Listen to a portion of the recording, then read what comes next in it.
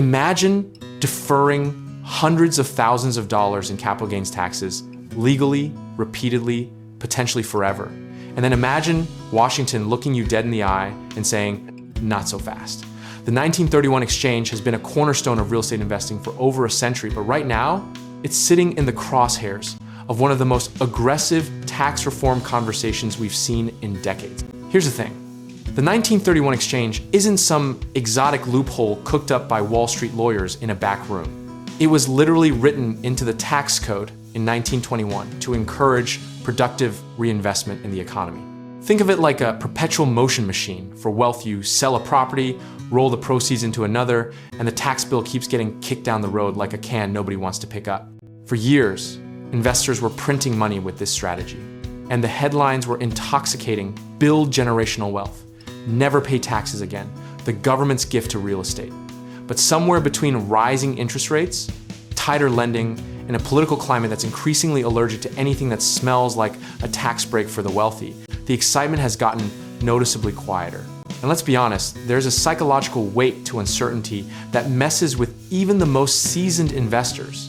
You start second-guessing a strategy you've used for 20 years because someone on a podcast said Biden or whoever's in office next is coming for the 1931 exchange. And suddenly you're paralyzed between acting and waiting. Proposals to cap or eliminate the exchange have surfaced multiple times.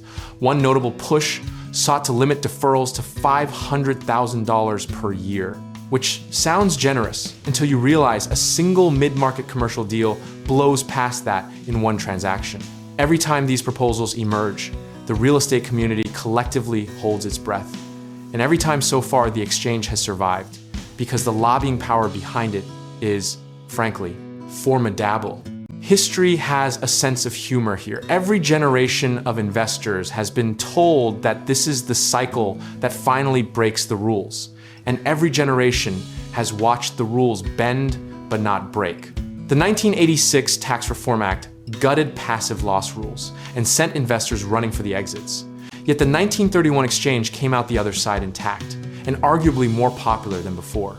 Now, a common misconception is that the 1931 exchange is only for the ultra-wealthy or massive institutional players. But that simply isn't true. A landlord with a single rental property worth $300,000 can absolutely use this tool to trade up into a better market, defer the gain, and compound their equity without handing 30% to the IRS first.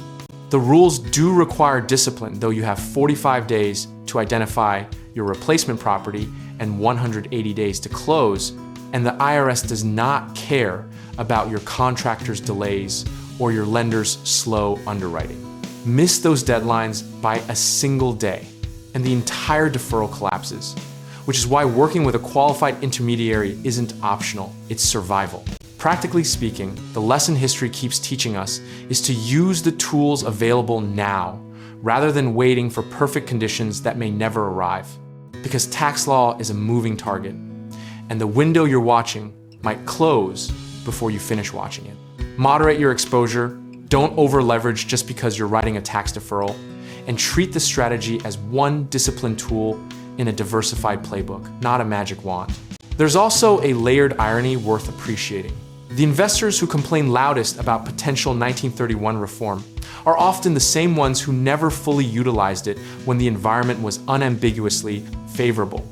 The exchange rewards the prepared, the patient, and frankly, the slightly paranoid investor who already has their replacement property shortlisted before they even list their current one. At its philosophical core, the 1931 exchange is a government-endorsed bet that you'll keep your capital working productively in the economy rather than cashing out and sitting on it. And as long as that logic holds political water, the tool will likely persist in some form. Discipline in sizing your deals, consistency in your strategy, and a clear-eyed understanding of the rules will matter far more than trying to time whatever Congress decides to do next quarter.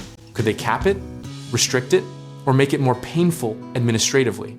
Absolutely, and a rational investor prepares for that scenario by stress testing their portfolio without the exchange as a crutch.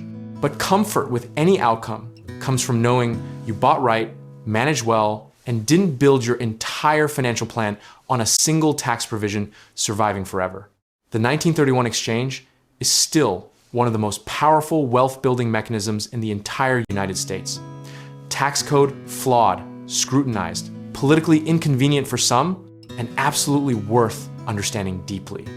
Whether it survives the next decade unchanged or gets trimmed at the edges, the investors who thrive will be the ones who studied it, used it strategically, and didn't panic every time a senator floated a reform memo.